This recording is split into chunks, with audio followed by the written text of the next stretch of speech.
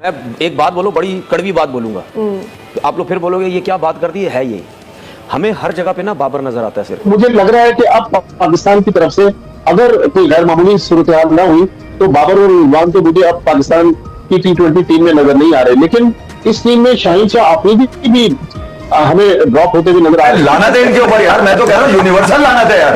इसका मतलब आप समझ गए, हारिस खेलेगा कुछ भी हो जाए, ये है असल गेम।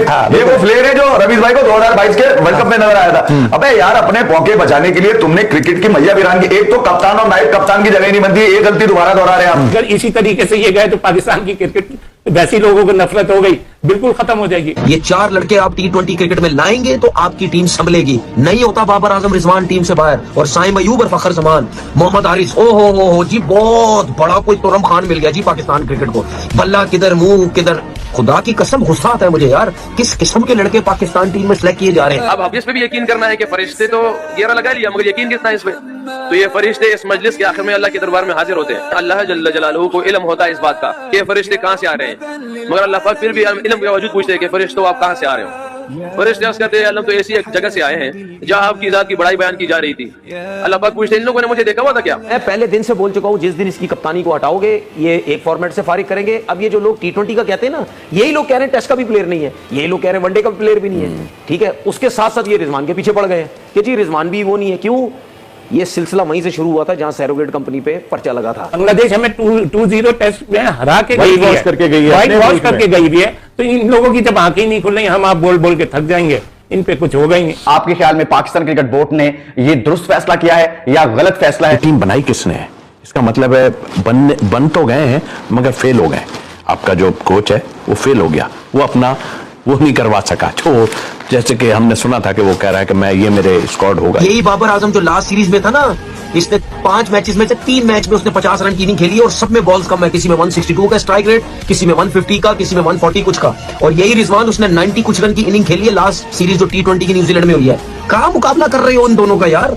इन दोनों के पास भी कोई नहीं है। क्यों? क्योंकि ये जब पाकिस्तान टीम में आए थे, इनके पास ह्यूज एक्सपीरियंस था डोमेस्टिक क्रिकेट का, जिसकी वजह से ये सेटल हुए।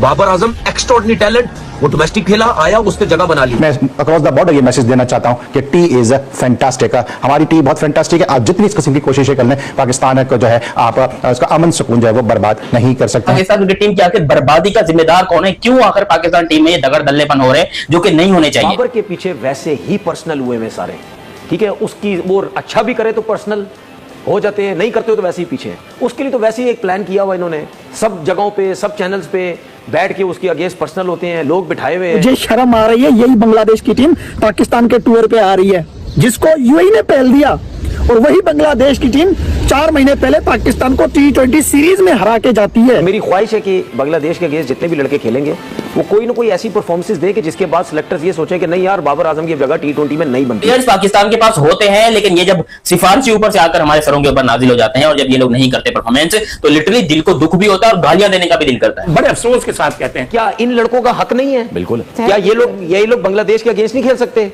क्या ये खेलेंगे सारे? ये नसीम शाह हो गए तो शादाब हो गए, शादाब को वाइस कप्तान बना दिया।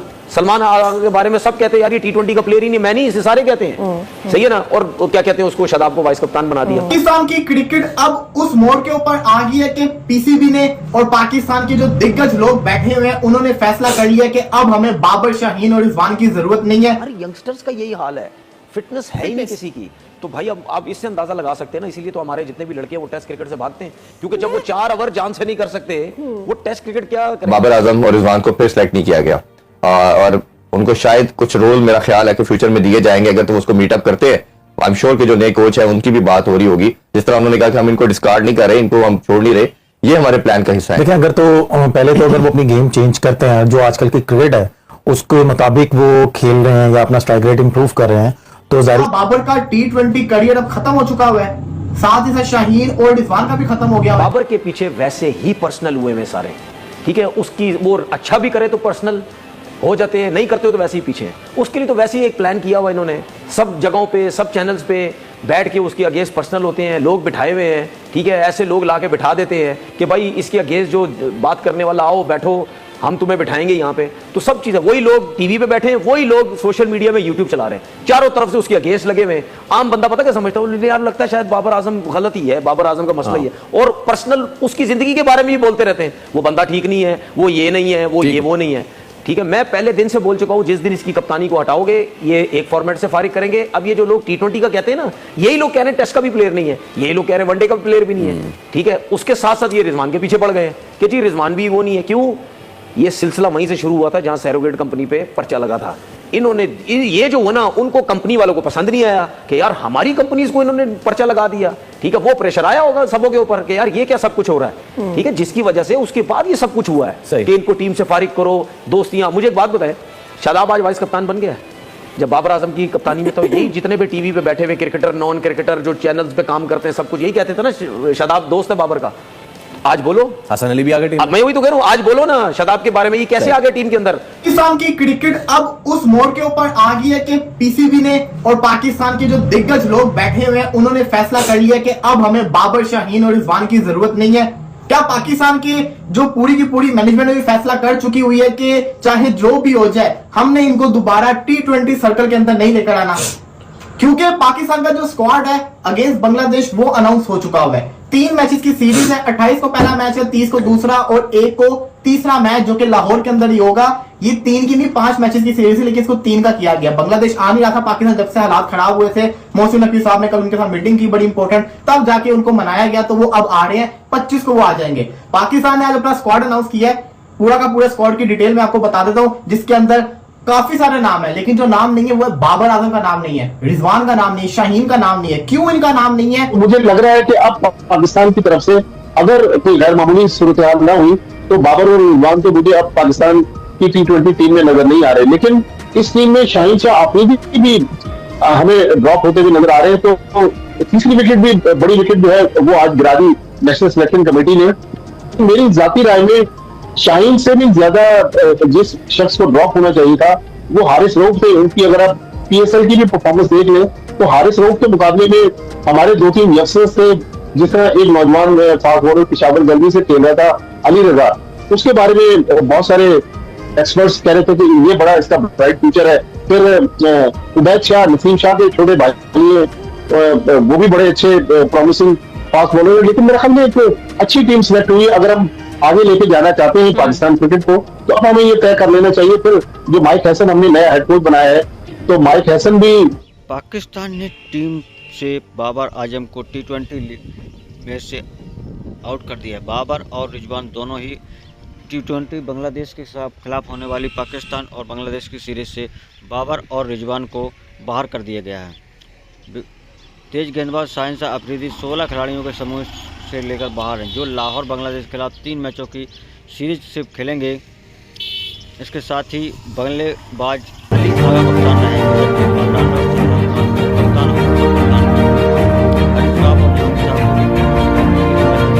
मोहम्मद रिजवान और शाहीन अफरीदी के लिए कोई टीम में जगह नहीं। दरअसल पाकिस्तान ने घोषणा की है कि वह टीम का चयन मौजूदा सुपर लीग सीजन के दौरान प्रदर्शन के आधार पर किया जाए। जो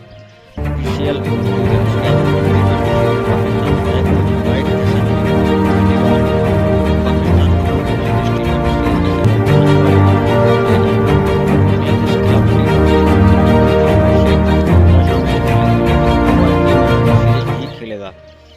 इसके साथ ही बाबर आजम, मोहम्मद रिजवान, शाहीन शाह अफरीदी का टीम में न चुना जाना बड़ी चर्चा का विषय है। चयनकर्ता मौजूदा पाकिस्तान सुपर लीग का हवाला चयन को सही बता रहे हैं।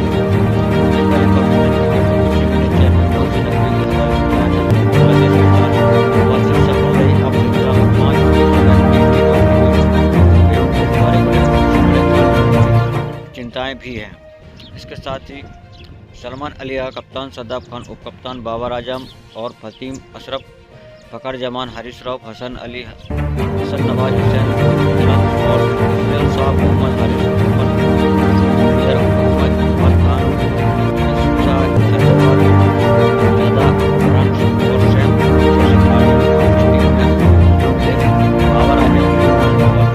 बड़े खिलाड़ी पाकिस्तान टीम के थे वो T20 लीग से अभी इनको बाहर कर दिया है। जो बांग्लादेश के साथ इनकी टीम होनी है उससे बाबर आज काफ़ी चर्चा का विषय